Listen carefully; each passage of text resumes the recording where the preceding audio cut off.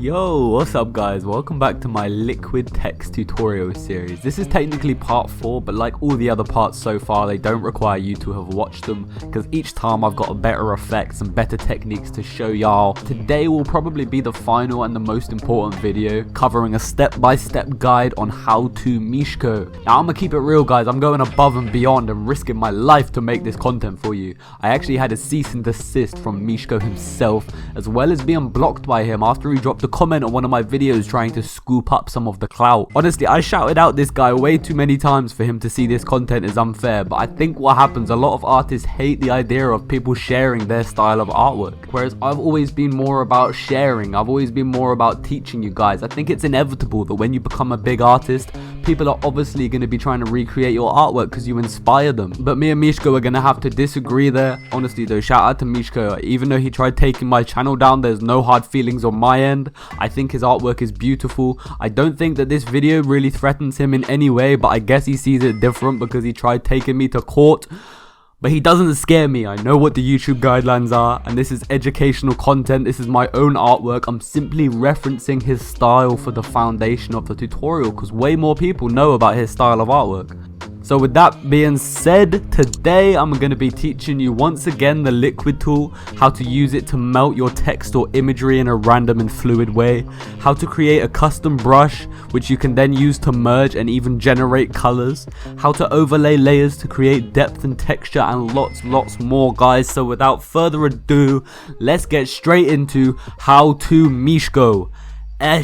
Get it! Yo guys, so before we jump into Photoshop here, I just wanted to say, if you guys like the music that I'm playing in the background of this video, you probably heard it better in the intro, then go check out my boy ASTROLOVESU. You probably already know who he is because I made a video on his style of artwork on my YouTube channel like a year ago. But if you don't know who he is, then go check him out. He's recently made a lo-fi EP and it's definitely one of the most beautiful lo-fi EPs I've heard in my life, honestly. It's got this kind of psychedelic sound with lots of layered audio. So yeah guys, if that's your kind of music, then definitely go bump that. I'll have a link to his EP down in the description.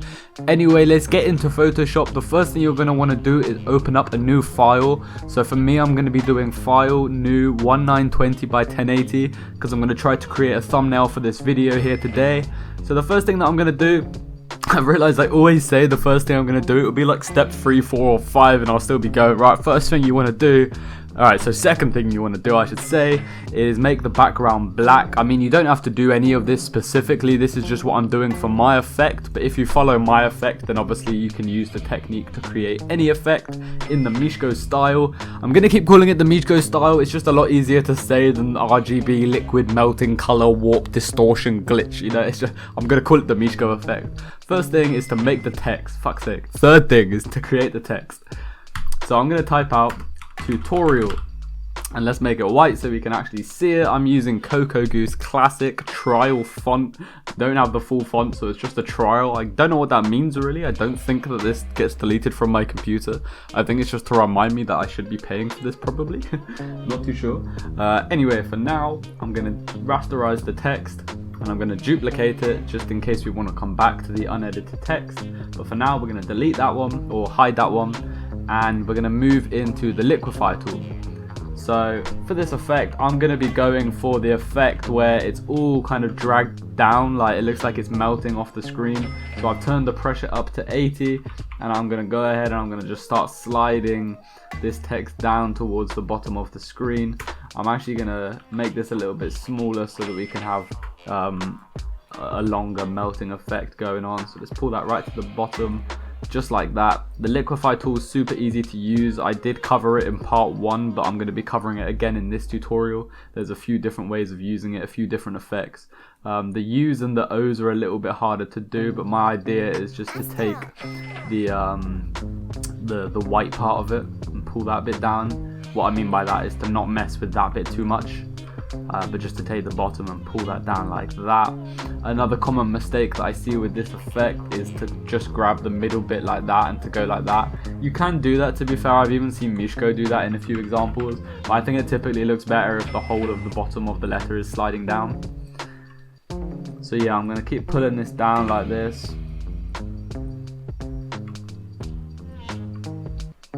And then here with the O, just trying to not mess up the shape of the O in the middle. but just grabbing the bottom bit and flexing it down like that.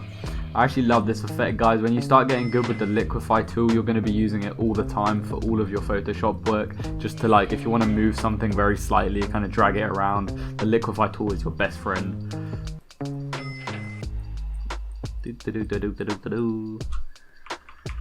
Pull it down like this. How are you guys finding the quarantine? Are you enjoying it? You guys using it to get to the fullest of your potential, you know? I'm sure a lot of you guys are going insane at the moment, but if you can use this time just to reach your higher self, you know, train your body, train your mind, there's no point in stressing. So I know it's easy to say, for me potentially not really, because it's affecting everyone, but I mean, if you can not let it fuck you up too much mentally and just use it to better yourself, then what we've got here, tutorial, it's all dripping down. I like that. I'm going to duplicate this. I'm going to go right click, blending options, color overlay. I'm going to pick a color. So yeah, I think pink looks quite nice. It chose it for me, so we'll let it stay. I'm going to drag it from the bottom. I've pressed Ctrl T. I've put it on the layer underneath, and I'm going Ctrl Shift, and I'm left clicking on the middle square, just dragging it to the right slightly, like that. And then I'm going to duplicate the white layer, and I'm going to do the exact same thing but go to the left, this time using a different color. So maybe like a light blue, and go to the left like that. Now I'm going to teach you guys how to set up the brush that we're going to be using. I'm going to call this the Mishko brush. I'm not sure if he actually uses this exact brush. I'm sure it's something very similar, and his effect definitely isn't one method. If you look at his pictures, they're all very different, but a lot of them have something in common, which is why I'm going to be teaching you guys this brush. What you want to do is right click on the brush and go to the mixer brush tool. You want to make sure that these two are checked. You want to clean the brush. You want to make sure that the wet, the load, the mix and the flow are all 100. However, this third one here should be, or this fifth one here should be 0. For me, I can't even see it, but if you can see it, just set it to 0. You want to make sure that the brush is cleaned, and you want to make sure where it says load solid colors that it's not ticked. If I click on it, you can see by default it's got this tick. We're unticking it. And then over here where it says sample all layers, you want to make sure that that is checked. Now we want to go to window, brush settings, and you want to make sure that the spacing is either turned to 0 or just turned off like that. That is now the brush set up, and now I'm going to show you guys how it works. So the best way of doing this is to organize your layers first. I'm going to make all of these green. I'm going to make a new layer and call this the brush layer. This is the layer that we're going to be putting the effect on. Make it red, and then you want to make a hue and saturation layer, and you want to turn the saturation to 100%. Now if we go onto the brush layer that we've made, make sure we're using the liquid brush. If we drag down, you're going to see what it does. It starts to melt these colors together, and you get this really beautiful color palette like this. And if you go to the right, you start blending it that way. Go to the left, you start blending it that way. You can do that very slightly by doing tiny little clicks like that, and you get something like this. Now I had the brush so big that it was also affecting the text up here, which is why it looks like that, but you can keep it clean. If you don't want it to be like that, then just work from down below, and it shouldn't mess up the top of your image.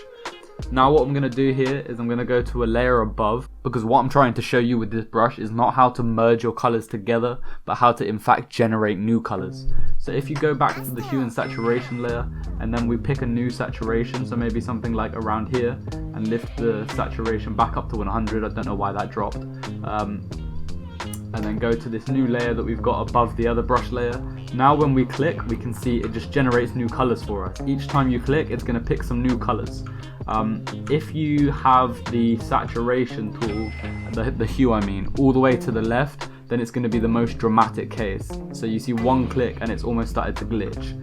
Whereas if you have it almost at the middle, so this is only -10, then when we click, it's very low key color change. You have to do lots of clicks to get new colors like that, as you can see. So what I'm going to do is I'm just going to start to merge my colors like that. So I quite like this color fade here, how it goes from pink to red and green to almost like yellow, so I think that's quite nice. But then I'm going to merge the hue until I get one that I think looks a little bit cooler.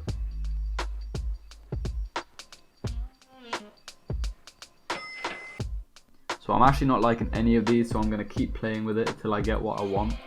Another effect that you can do is you can duplicate this layer that you've got here. You can go blending options, you can select the channels and untick a few channels, and then using the arrow keys you can click to the right, and as you can see what this does is it starts to pull some of the colors out into different directions and give you even more colors. I think that's quite a cool effect. I'm going to duplicate that again, and I'm going to right click, and I'm going to do the same thing over this side.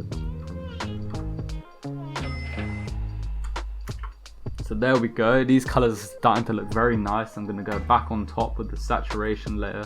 I'm going to saturate it, and I'm going to try and find my favorite color.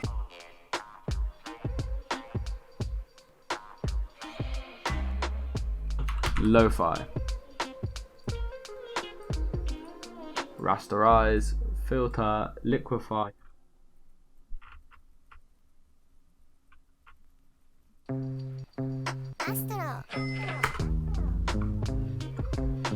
going to duplicate, blending options, color overlay, light blue, drag it underneath, slide it to the right, duplicate, blending options, color overlay, let's go yellow, why not, drag it underneath, slide it to the left. I'm now going to merge all three of these together, duplicate, blending options, pick a few different color channels, slide it to the left, drag the top back together like that, same thing, blending options, different set of channel colors, slide it to the right this time. There we have some very beautiful color effects. Now we're going to create a new layer above, hue and saturation, saturation to the max, random hue, back to the glitch layer, and we're going to click. And we're going to click twice. Actually, clicking twice was too many. One click is enough. Boom. Now I'm going to go back. I'm going to find the perfect colorway that we like. I think that there is pretty nice. But over here is even nicer. So I'm going to merge these together like these. Duplicate, merge. I'm going to put this into a group, and I'm going to make that disappear so we only have this one grouped one now. Turn the saturation up, and now I'm just going to drag down so we start to liquify it like that. Oh, I think that looks nice. And now what I'm going to do is I'm going to duplicate that layer, blending options, create another one of those hue masks. I'm going to move it to the side. I said hue masks, I meant different color modes. I'm going to do the same again, like that, like that, like that, and this time I'm going this way. So there we go, we have some really kind of crazy dripping liquid effects. Now I'm going to show you how you can create some of the effects that go on top. So to do this, what I would do is I would start with some plastic wrap effects. You guys know how much I like my plastic wrap effects. Completely free for you guys to use, as everything else in my videos are. Where is it? It's over here. Boom. I'm going to drag one of them in, make it big, and put it up on top. I'm going to use the curves mode to make it really dark. I'm going to merge it together. I'm going to pick a color mode that suits it, so something like that looks pretty nice. Now I'm going to merge everything together. I'm going to duplicate that. I'm going to go filter and filter gallery, and I'm going to add the grain. It's in the texture section. I'm using 30 intensity and 70 contrast, but pick whatever works for you guys. Something like that. I think that looks very, very nice. Now I'm going to duplicate this, and I'm going to liquify, and I'm going to play with the Liquify tool. Whoa, look at these.